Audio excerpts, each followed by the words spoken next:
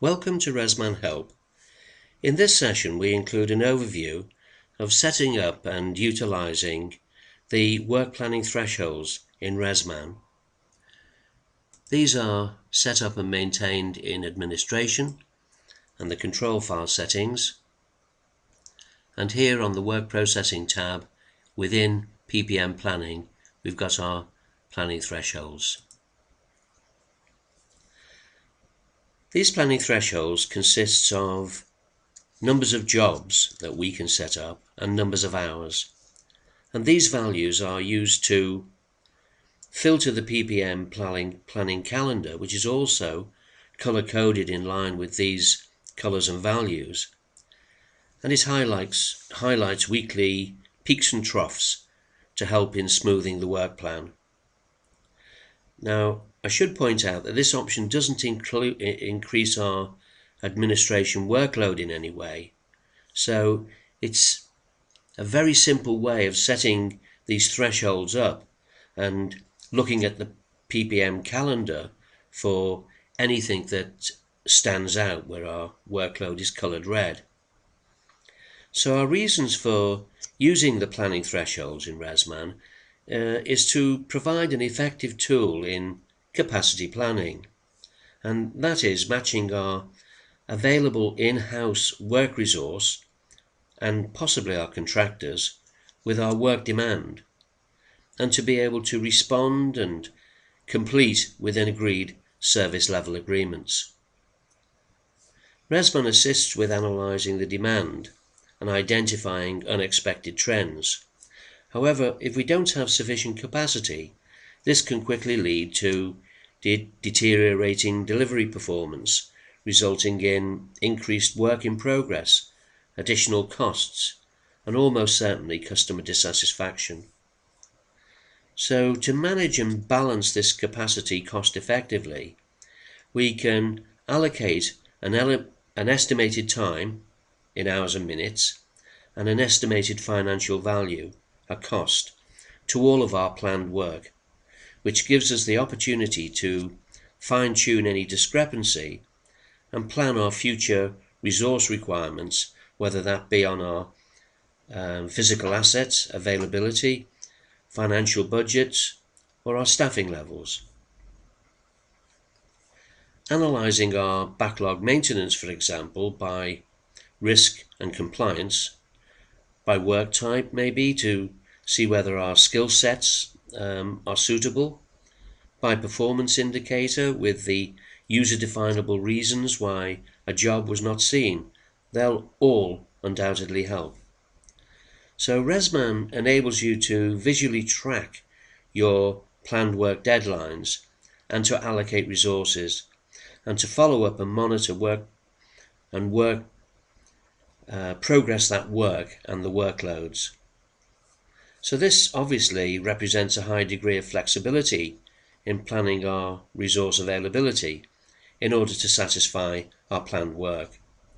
But to reiterate at this point, our work planning thresholds are purely for planned work, that's our PPMs. However, we should remember that when we're dealing with unplanned requisition work, we can still utilize the estimated time and costs option, and then we can go into our historical work and we can still look at how we can meet and analyze our demands for both time and cost. And we suggest you look at the help videos on regular requisition work and work processing to quantify unplanned work demands. We'll now go to our work planning calendar. We go into work, PPM, planning and scheduling. We take the planning option, and that displays the calendar. And as can be seen here in our threshold types, we've got our color coding, and they're displayed by week and day, and our values. And it's those values that actually create this color coding. So we're now in a position where we can look at our work by week, we can look at our work by day within a week, and we can see by color coding whether there's anything there that needs some immediate action.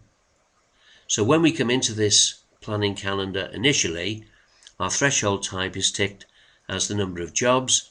So in week 8, on Monday there are no jobs. On Tuesday we've got 1.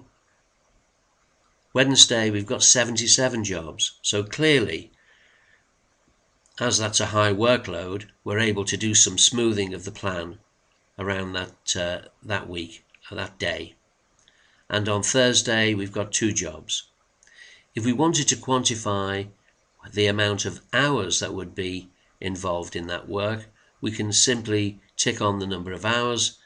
This is refiltered, and although we've got no jobs in Monday, we've got 2 hours in Tuesday, 107 hours in Wednesday, and 8 hours on Thursday. So that then gives us a picture of the total number of jobs and hours.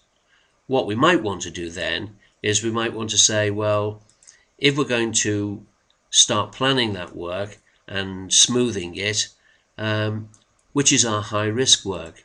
So we might want to filter on high risk, and it's bringing out these days. And if we then said, what's our significant risk? And again, we'll filter in that way. We can also do exactly the same thing by our staff designation. So if, for instance, we wanted to see how much of that work was being done by electricians, and again we can pass our mouse over and see that we've got 1 job in week 8 on Tuesday and 2 jobs on Tuesday. If we wanted to do that, say, by electronic engineer, we can do the same thing, and that's again showing us that we've got an extremely high workload for that staff designation. We can do the same thing for work type.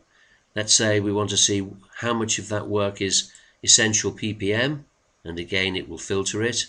Or if we did the same thing for routine PPMs, and again the filter takes place.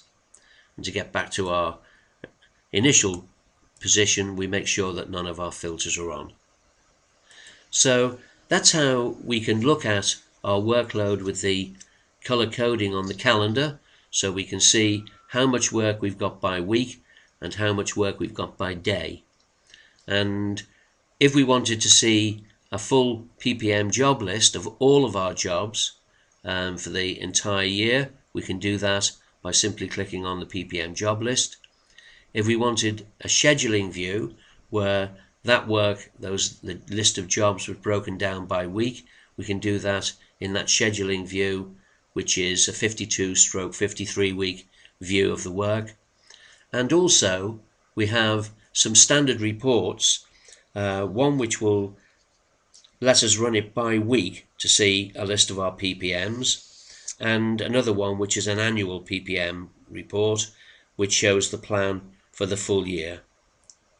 Now all aspects of our PPM planning are covered in a separate help video, PPM Stage 4, and all of the PPM aspects are covered in videos, and that includes a separate video on using the PPM calendar year and using the PPM date select form, which is important when we're initially setting up our PPMs to see which dates they're going to fall in. So this concludes the overview of setting up and fine-tuning our work planning thresholds in RMM.